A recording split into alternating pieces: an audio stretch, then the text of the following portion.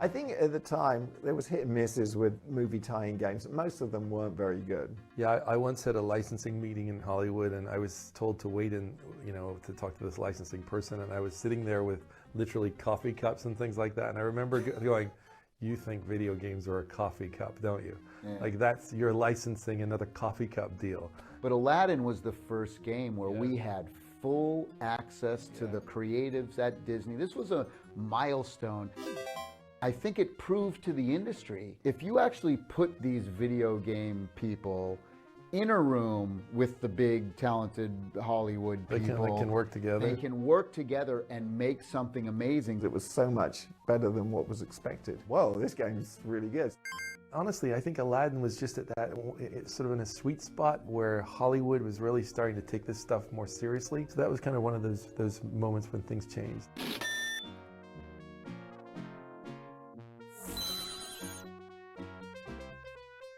At the time, when you made a video game, you would get some magazine adverts. They'd run some adverts, and that was pretty much all you get. Yeah. And we once got invited to a press launch for Aladdin in Chicago at CES. CES. We were revealing Aladdin at CES, and at the last minute I decided not to go because I felt like I had too much work to do just to get the game finished. And so I didn't go. I arrived and the doors open, and there's the entire floor is the cast of Aladdin, like all in costumes and people in dancing and all the rest of it, getting ready. And I'm like, oh my God, what is going on here?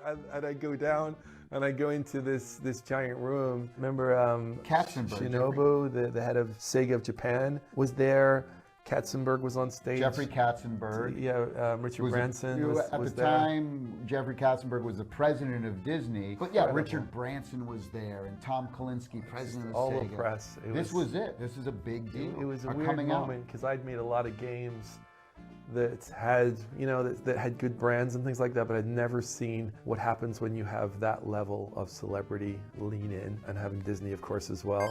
I remember everybody coming back from CES, and Aladdin had won like game of the show, and like there was all these accolades. And I remember Doc saying he had never been so proud to wear a company shirt than he was at that show, walking around with the Virgin shirt and showing Aladdin. So there was like all these accolades and this excitement about the game. It was a really amazing point certainly in my career, because I could feel video games were about to become big. Like this wasn't the way it had been for the last 10 or 15 years. This was next level stuff. Come on!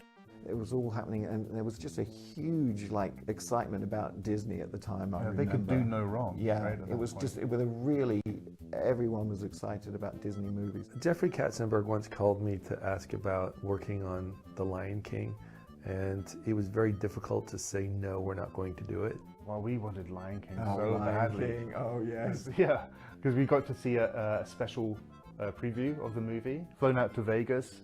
Roy Disney was there. Katzenberg was there. It was a big production, and we were so nervous. And the movie came out, and I remember Doug was sitting in front of me, and I could see tears rolling down his cheek. Yeah, it was so good. So it was very emotional. I regret that to some extent, because I think we could have done just an astounding job.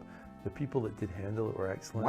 Westwood. Yeah. So they did fine. There was no problem.